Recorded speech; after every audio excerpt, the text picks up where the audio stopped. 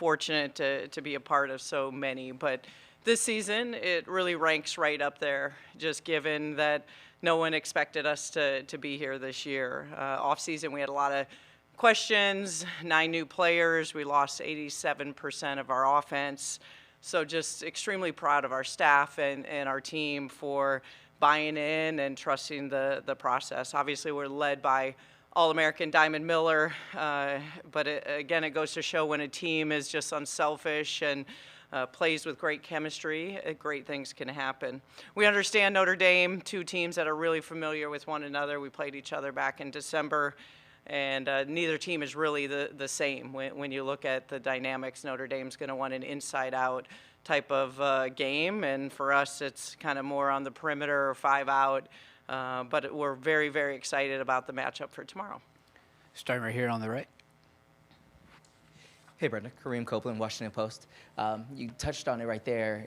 How much does that previous game play, considering how different Notre Dame is now, how much you guys have progressed since that point, and I guess how do you scout a little bit when it's a different team than you faced a couple months ago? I think the only thing both teams know is personnel. It's changed drastically for both, as you've seen what we've evolved into and grown, where our rotations and where our depth is, and obviously the same thing for Notre Dame. Some of their personnel pieces have changed, but they've really morphed into the best version of themselves. They've can't say enough about Neil and the staff, what they've been able to do through their injuries, and they just continue to keep putting their head down and finding ways to win.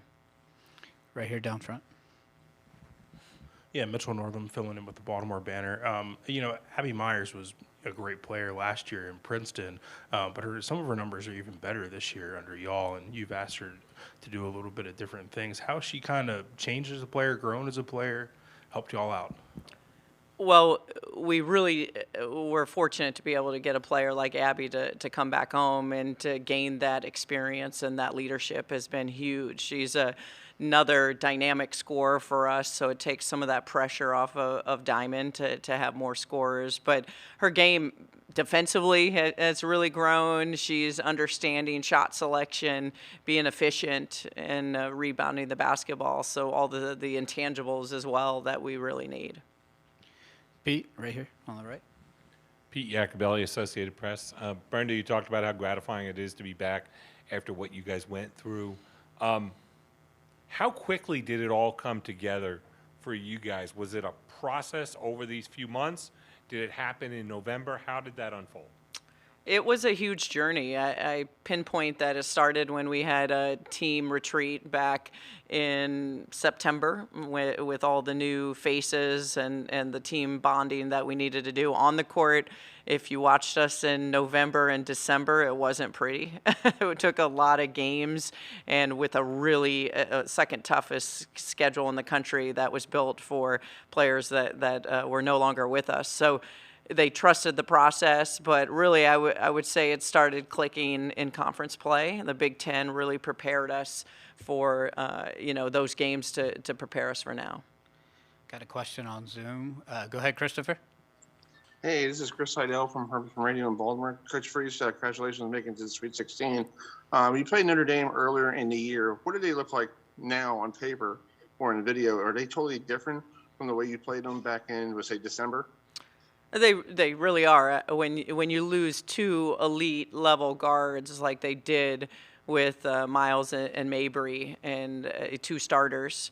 But what I'll say, when you watch them on film, they still have 5 McDonald's All-Americans that are still on their roster. The talent is plentiful at Notre Dame. They've just built it differently.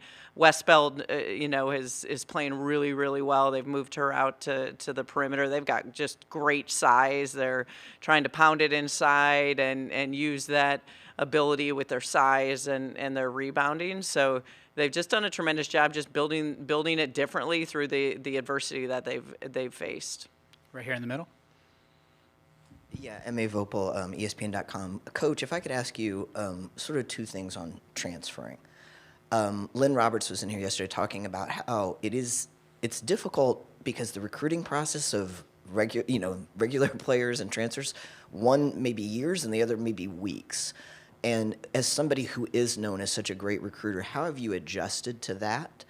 And also the fact that now players transfer for reasons that they never used to transfer for. It has nothing to do with sometimes playing time, has nothing to do with team success. How have you adjusted to all those things? Because obviously you've been able to do that. You have to. If you don't adapt and adjust, you're going to be left behind. And the portal has taken and giveth. We've been very fortunate to be able to get great players out of the portal. You see with over the years for us. But you have to be ready to adapt. I mean, it's very challenging, obviously, daily. Our staff, is monitoring it. We're still in season, so those teams that have lost are recruiting at a higher rate, but we're still balancing all of it. So you just, your staff has to be really prepared, and I can't say enough for our staff what they've been able to do. Bringing in 9 new players last year was, I liken to a rebuild, similar to when I first came to Maryland, although it wasn't a rebuild. But, you've got to understand what it is and be able to adapt to it. Right here on the right. Marissa Sisker, HoopStats. This is actually the second year in a row you got a rematch in the Sweet 16. Last year, Stanford, obviously.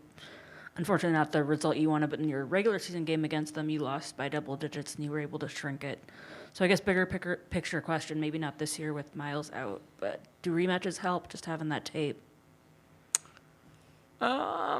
Yeah, I think from a comfort level, yes, but that's for both teams. I think both teams, like I said, they know the personnel and the the taste it left in your mouth when you play that game. It's kind of like conference play when you play a team a second time or a third time. But again, I think that game was so early in December, it really feels like a different team because both teams are built so differently since then. Right here on the right, Pete. Brenda, how do you like this new format? The 8 teams here, the 2 pods, I guess, going to the Final Four. Do you think that can help, grow the women's sport, which is already growing? I think it can. Obviously, I need to get through it to have games under our belt. I don't necessarily love that we're 2 hours away from South Carolina. It feels like when we've been sent to the Bridgeport region, which we've done numerous times. So I think it's interesting that both places are so far away from each other compared to maybe a Midwestern location. But kudos to the creativity to see what we can draw. I do think when you look at our game and in the first and second rounds now, the crowds and the attendance figures that we're starting to build is really, really encouraging. But I get it. I think we need to have fans in the stands and the attendance, but would have loved the opportunity that we got more than 100 tickets to Greenville versus the 10,000 that South Carolina can get out ahead. So I think from that end, something needs to change. I don't know how to fix that, but I do love that the fact if these arenas are full is really, really important. Right here in the middle. Coach, your program's obviously known as a program that has successful WNBA players. You have a long line of them. Can you put Diamond into context in terms of the way her game's developed and how she's going to be prepared to play at the next level, as well as what she's going to do in this tournament? It's a huge focus of our program, and that's why players come to Maryland, is that they've seen just how much success our players have had, our GMs, our WNBA coaches share back. We're very intentional of getting them ready to go play professionally for those that want have those goals and those dreams. But Diamond, can't say enough, just like any player in our program, when you have those 4 years and that development, her growth has been huge from the minute she walked in here to what she's going to be leaving us as a top WNBA first-round draft pick. So understanding that development piece is really, really important. I think we do it better than most, and our players transition into the league, that we want them to be ready to play, and all indications from the league is that Diamond's just going to be a sensational pro. Got time for maybe a couple more. Anybody else have a question? Right here again. Coach, you talked about this obviously a little earlier, but in terms of you're somebody I've always thought really develops good relationships with players. How do you do that as quickly as you've done it with so many new players this year to be able to play Maryland basketball, if you will? Because I think you're there now. Like you said, you maybe weren't there in November. What does that take to be able to do that? I think it's just truly being authentic and genuine. I think relationships make the world go round. We were just having the conversation why we're the only team that has an open practice for the media. I think it's important for people to do their jobs and to be able to have those relationships. And just like you're speaking to with the players, with the coaches' families, this is what makes, life is about, to me, is about relationships. And it's the most important piece in our program. Anything else? Thank you, Coach. Thank you. Appreciate it.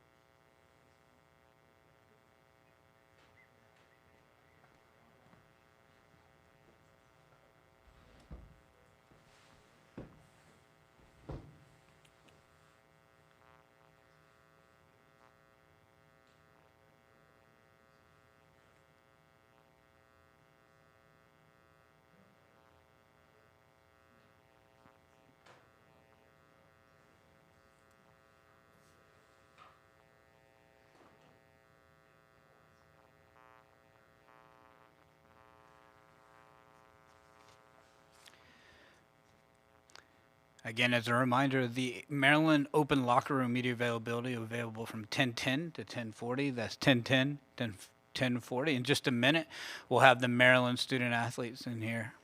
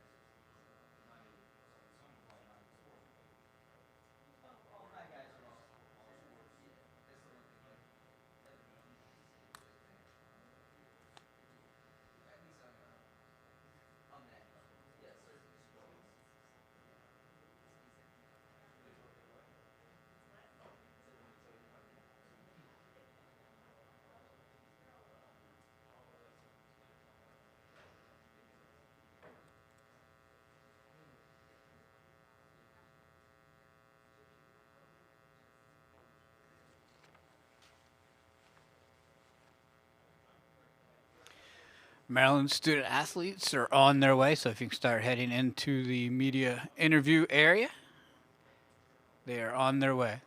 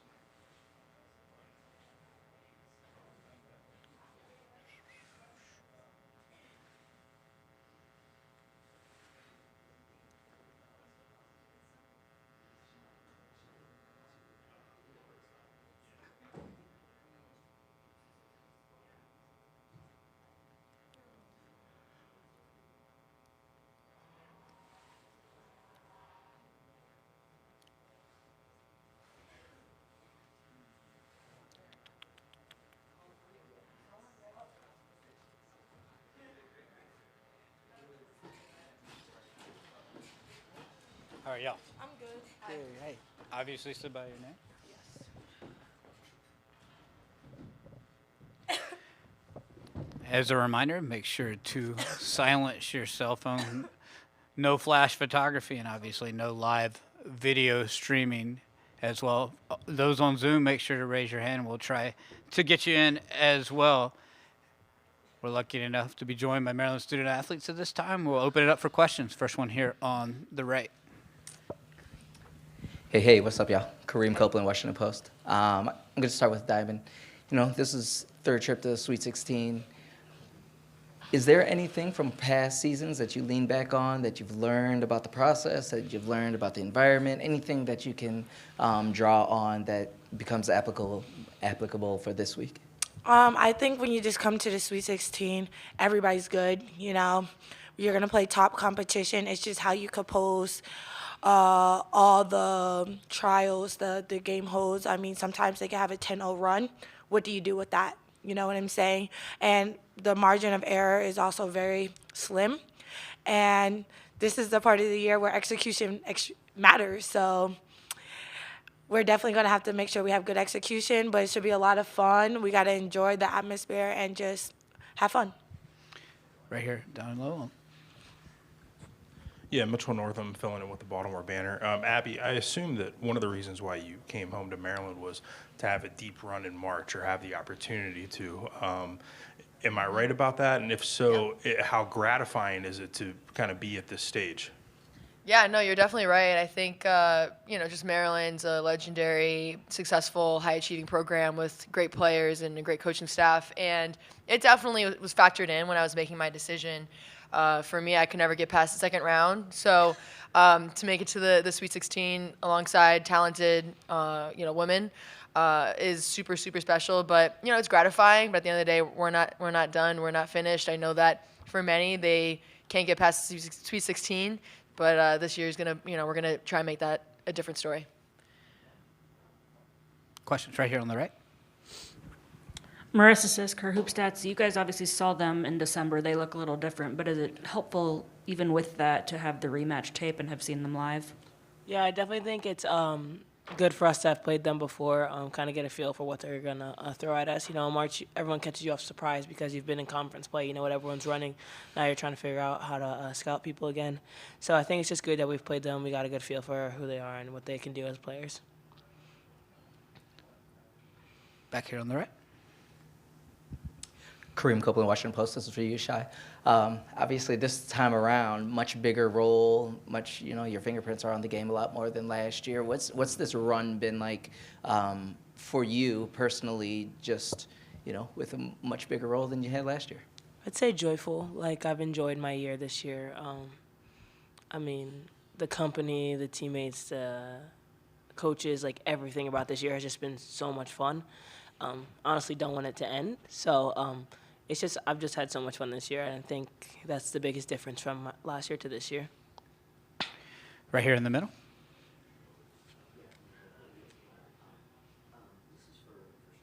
And Diamond, you guys, obviously there were transfers, there were people graduating. You have in some ways, a new team that you're putting together this year.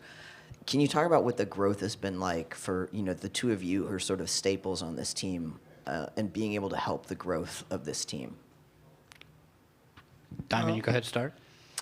Honestly, it's been kind of exciting to see. I mean, September, I barely knew these girls, and now they're like my best friends, Like, it's so crazy just to realize that, like, in 2 weeks, no matter what, the season's coming to an end, and it's bittersweet for sure, just because we got so close in such a short period of time. But no, it's been amazing to watch the team develop on and off the court, and how everybody has different personalities since they came from different places. And it honestly, what makes our team so unique is the diversity from one individual to the next. Cheyenne? And I think to add to that, like, just putting together, like, basically a brand new team, I think our team did a phenomenal job of just putting their head down and going to work. There wasn't too much complaining about anything. So, and everyone was really opening and welcoming to everyone. Like, we always hung out. So I think that was one of the main reasons that we were able to connect so fast. Gino? Diamond, basketball ratings for women's basketball are kind of booming this year and last year, and games are on ABC now. And what's it like to kind of be right in the middle and part of that kind of boom that could really help the sport, bring more young girls into the sport, et cetera? Of course, I love it. Like, this is what we live for. This is what we've been asking for. And the talent has always been there. I mean, I know players personally. I remember watching back in high school, and I'm like, wow, these girls are really good. But now that we're getting that exposure we need is something that excites me. And to be a part of it is kind of cool because all of us are a part of history, and we don't even really know it. We just live in present day. But this is history in the making, and I'm happy to be a part of it. On the right? Abby, kind of the flip side of the question that was asked to Cheyenne and Diamond, what was it like being one of the 9 new players coming into this program, and like everybody's new and you have to adjust? Yeah, I think speaking personally, for me it was they have no idea how I play. I have no idea how they play, but other than that, they play really, really fast, and I wasn't used to that at all. I was used to half-court structured offense and defense, but I think it just took time. Like, I wanted them to learn my game, and over time we did mesh. But I would be lying to say it wasn't easy at first, right? When we played pickup, we had our practices, we would scrimmage the guys. We get frustrated sometimes because we're trying to figure each other out. Where do you like this pass? Like, if you're cutting, what do you like? What's your look? And we kept on saying, we gotta just keep working at it. Let's trust the process. Just keep on, keep our heads high. We're gonna figure this out. And now we're in the Sweet 16. We're coming together. We know each other's strengths. We know each other's weaknesses. We have each other's back. And I think it's a good story to tell that of just trusting the process and trusting each other, and yeah. Any other questions? Thank you. Thank Thank you. you. Thank you.